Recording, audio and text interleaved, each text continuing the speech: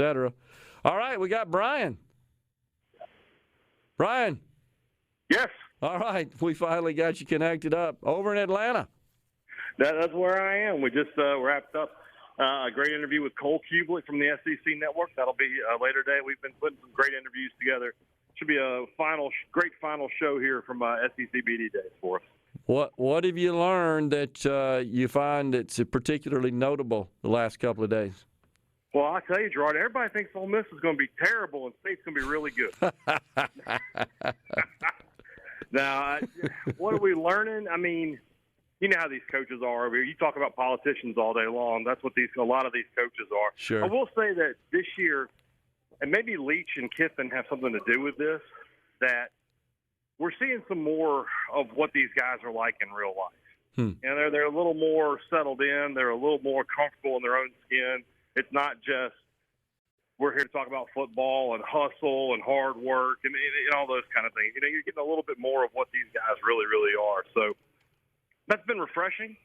But basically, you know, everybody's talking about how the season's just about upon us, and there's work to do, and everybody wants to be better this year. And it should be. I mean, we're set up for another great year of SEC football. Yeah. Well, we had, of course, we talked to Richard yesterday, and I know you were close by. Has this whole subject of NIL, pay to play, is that sort of dominated the event this year, you feel? I wouldn't say dominated, but, you know, every coach is going to get asked about it. You know, they're all going to give their opinions on it. But I think the bigger topic has been definitely the realignment of conferences. Yeah. You know, with, you know, Oklahoma and Texas coming to the SEC in a few years. USC headed to the Big Ten. That's been if I had to say that's one question that's getting asked over and over again, it's probably that even more than NIL. I think NIL was a little bit of, I think people are a little bit on thin ice with that because we don't want it to turn into, all right, well, he's paying this guy. You see where I'm going. You don't want a lot of finger pointing.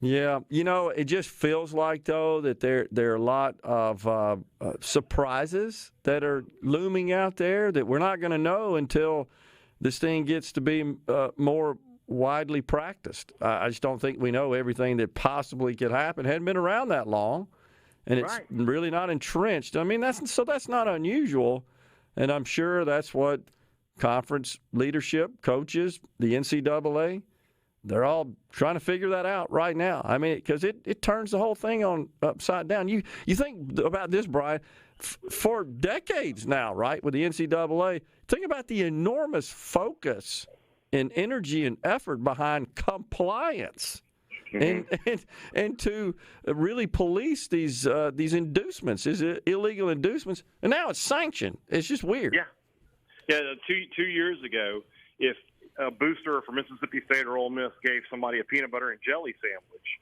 that would have been, you know, oh, well, you're going to lose a scholarship for that, and you might be on bowl ban. And now it's like, yeah, sure, we can sign you to a deal that pays you $100,000 a year. Let's make it happen. So it has been a very fast change, probably a little too fast for what you want.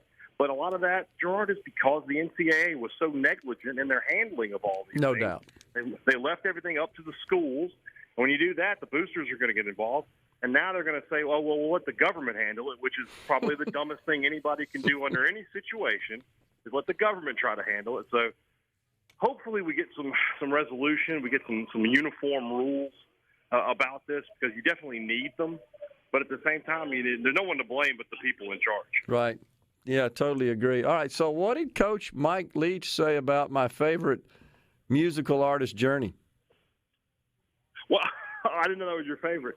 I think he likes that song. He said he grew up in the Journey era. Yeah. But for him, you know, he likes something a little different. He wanted to go with Mississippi Queen as the new fourth quarter song. Ah, Mississippi Queen. Okay. Now I love that song because it mentions my hometown of Vicksburg in it. So I'm already on board with that. So it sparked a lot of debate though on the SuperTalk and the SportsTalk Mississippi Twitter feeds, on some message boards.